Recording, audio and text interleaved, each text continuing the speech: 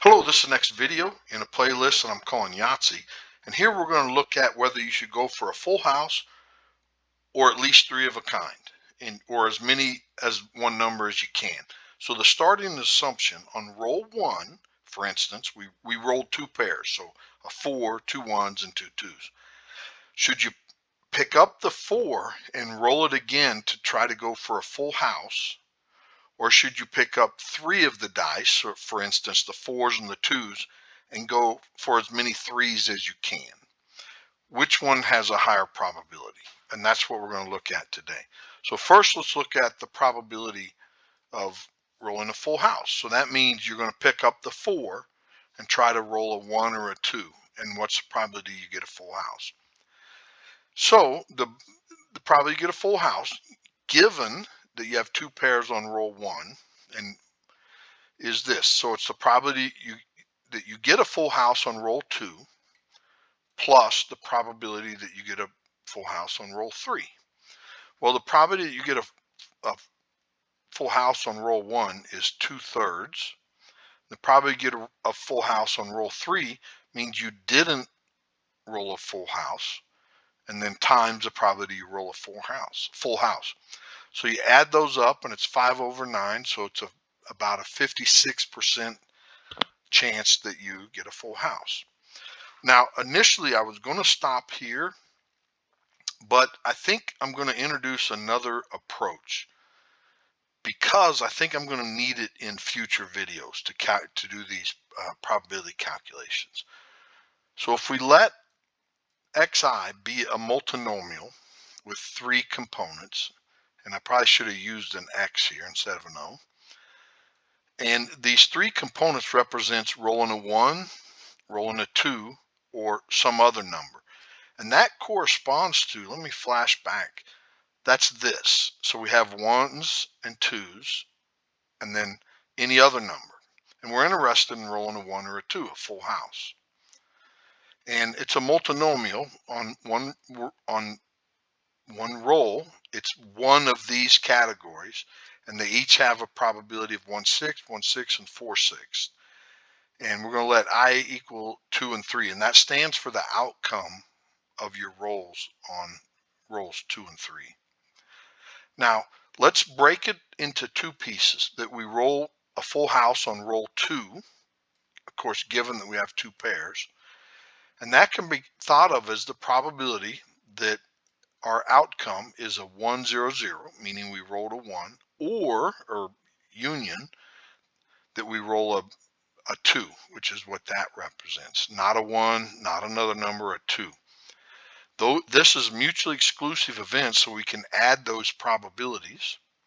And since they're multinomials, we just use the multinomial formula for both of these, add them together, and it's 2/6. Now notice, I'm going to scroll up here a second, that represents this 2/6, so it's the same number. Now, the probability that we roll a full house on roll 3, of course, given that we have two pairs on roll 1, is it's the outcome on the second roll has to be another number and intersect that the outcome on roll 3 is a 1 or a 2. And since these are mutually exclusive, we can break them up into addition or sum. And each of these are multinomial distributions. So and you would do something very similar up here. I'm going to spare you the calculations, but it's 4/6. We didn't roll a 1 or a 2 on roll 1. It's 1/6 and 1/6, which is 8/36. Now, that means the probability that we roll a full house, of course, given two pairs on roll 1, is the addition of these two probabilities, which is again 5/9. Now, of course, that's not the simplest way to do the calculations. The first one I think is better, but I think I'm gonna have to use the multinomial distribution in upcoming videos. So I wanted to introduce it early. Now let's look at the opposite. We're going to find the probability distributions of 1. And as I play Yahtzee online and I roll something like this is the decisions that I have to make. Do I go for a full house? Do I go for, like, three or more of one of these pairs? Now the engine, well, we'll talk about that in a later video that I play. So let's look at the probability distributions of ones, for instance. Assuming that we roll a 4, 2 ones, and 2 twos, let's pick up the 4 and the 2 twos and go for as many threes as possibility. And so it's without loss of generality that we're going to go for ones. If we went for the twos, it'd be the same probability. If we had a two pair with different numbers, it's essentially the same probability. And we wanted to find the probability distribution of X. So it's the number of ones after roll 3. That's what we're looking for. Now, of course, it's given that we have 2 ones on roll 1, and X can be 2, 3, or 5, right? Has to be at least 2 because we have 2 ones on roll 1, and it can be at most 5 because we have 5 die. Now we're going to let O2 be the outcome on roll 2, and it's the number of ones on roll 2. So we could have 0, 1, 2, or 3 because we're rolling 3 of those dice. We kept 2 of them. And the outcome on roll 3 is the number of ones on roll 3. And then, of course, it could be 0, 1, 2, or 3. And that also sort of depends upon how many we rolled on roll 2. Now, X is the sum of these. It's a 2 because we've already rolled 2 ones, and it's the outcome of O2 and O3, roll 2 and roll 3. And of course, these outcomes can't be more than 3. So we're limiting it, right? We're only rolling 3 dice, so the most number of ones we could roll is 3. Now we're going to define F as a binomial density of the discrete type. So now let's look at the probability of X, and X is how many ones we have after roll 3. Of course, given that we have 2 ones. Now this is equal to this probability. It's 2 plus how many ones we got on roll 2 and how many ones we got on roll 3. That equals X. That's what we're trying to do. Remember, the sum of these is restricted by this condition. And if we subtract the 2 over, then this is the probability that we're looking at. The probability that O2 and plus O3 is X minus 1. And then we can use conditional probability statements to rewrite it in terms of conditional probabilities.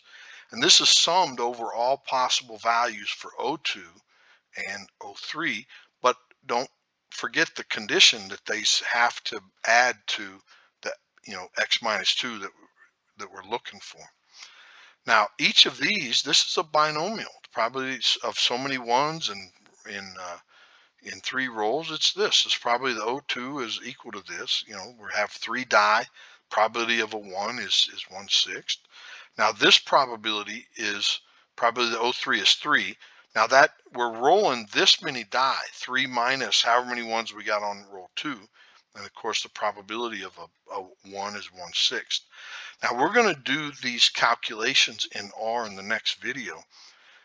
But this is it. This is the sum. And so the probability of that we end up with 2 ones or 3 or 4 or 5 is this. This is the density.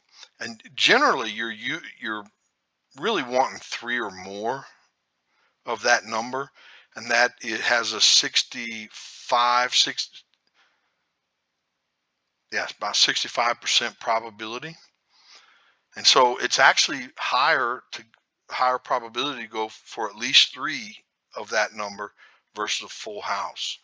Now this here I introduced in a couple of videos earlier. How many terms correspond to each of these outcomes?